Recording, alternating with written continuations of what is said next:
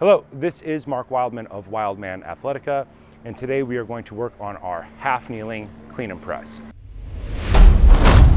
This video is part of a greater series of videos meant to teach people basic kettlebell technique from simple to complex in a logical progressive order. The best thing about kettlebells is that they are economical, they're cheap, they don't go bad, and they can be done literally anywhere you have enough space. This video builds on our previous clean and press videos. Learning to clean, get the weight up to our rack position with good technique is very, very important to your kettlebell overall development. Once we learn to do our clean standing, we add the press, then we run a program with clean and press for 2 to 3 years of progressive overload in order to make sure that people get the absolute most out of their kettlebell training. We can also take our clean and press and put it in our different bases of support.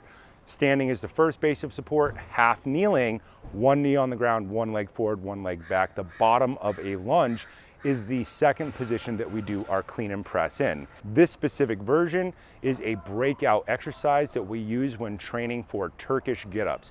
We are helping people get good at the bottom of a lunge, learn to stack their spine, and work on the halfway point of a get-up with weight. If you are training in a weird environment, it really helps to put something under your knee for this exercise because every time you do a clean, your knee will shift on the ground.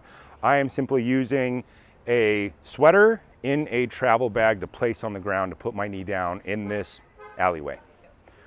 Put something underneath your knee, one knee on the ground, 90 degrees with the lead leg, 90 degrees with the rear leg. Your knees should still be standing distance apart, approximately shoulder distance apart when you step back. That allows you to have plenty of space to do your clean. Your kettlebell should start with the handle 90 degrees from the line of your hips, equal with the instep of the lead leg. When you pick it up, your elbow starts straight. Grab the L of your hand to the corner of the kettlebell grip, the L of the handle. Push the weight back, come to our clean, add in the press. If you are still leaning forward in your clean, by adding the press, you will be forced to drive your hip forward, make your spine as vertical as possible. Drive your rib cage down in this position and squeeze that glute. You should feel a stretch in the front of the hip. Bring the weight all the way down, thumb at collarbone height. Push the hip back when you do the clean, thumb points back. Push back, snap hip forward, thumb at collarbone height. The grip is very important. If your grip is not in the correct position when you do the clean, 45 degrees down, then adjust the bell with the other hand. Open the shoulder, press straight up to the sky, lock out the tricep, bring the weight down in front of you, thumb at collarbone height. This is always a resting position. Hip goes back, thumb goes back. Drive the hip forward, feel a stretch in the front of the hip. When the weight is overhead, arm out to the side.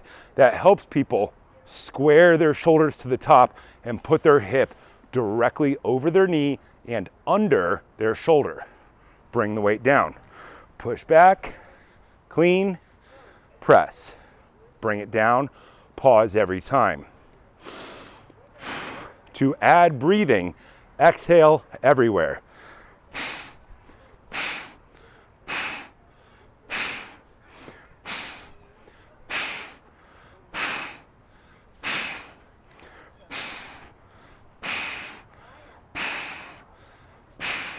To put the weight down, push the weight back, drift the kettlebell back out in front. Thumb is still pointed back.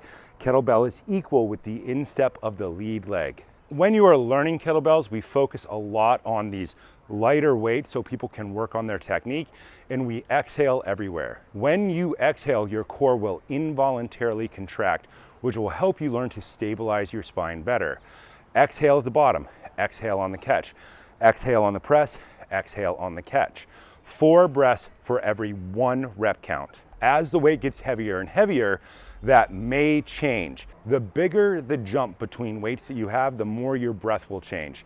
This breath, exhaling 4 times per rep, is specifically designed for lighter weights and to allow people to learn to endure better. Endurance is the unification of structure, where all your bones go, breathing, how much you're exhaling, and the movement itself. You are always working on all three of those points when you are training kettlebells. You could take this exercise and train it just like clean and press and make it reverse ladders, but because this is a Turkish get-up breakdown, we tend to put this into a time under tension protocol with lighter weights. If you have heavier weights, there's entirely different types of training that you would do with it, but always start with light weights so you can focus on the coaching cues and make sure your body ends up in the correct place and get stronger incrementally. Strength and movement development can take years, and that's fine. All high-level athletes practice the basics in small incremental jumps for years to get to the high level that they operate at. With kettlebell training, you can train anywhere, but be aware that your knee will grind into the ground. So you can find a bunch of different ways to pad your knee. Sometimes you can use a sweater in a bag like I'm using. You could use an ab mat if you're in a gym. If you're at home, you could use a couch cushion. Find a way to train to not get hurt. Start light, build heavy, focus on your coaching cues, and exhale every time.